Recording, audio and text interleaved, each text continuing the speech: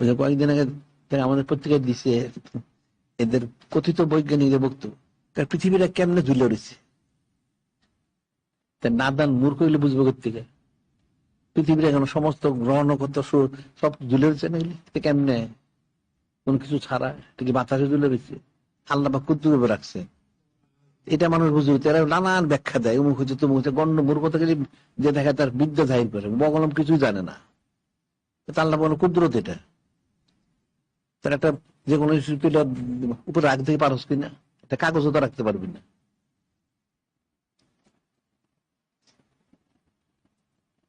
আল্লাহ একটা কুদরত অনুযায়ী ফয়সালা হয়।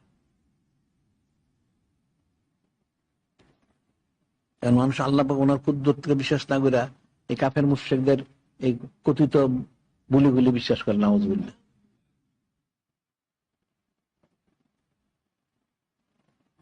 এখন এই সঈদ ও সাইদুল পালন করা, অর্থাৎ নূরে মুজাসসাম হাবিবুল্লাহ হুজুর পাশে সালাত করা, তার ওনার ইত্তেবা মোবারক করা, তাহলে কুদরতি ফয়সালা হয়ে যায়।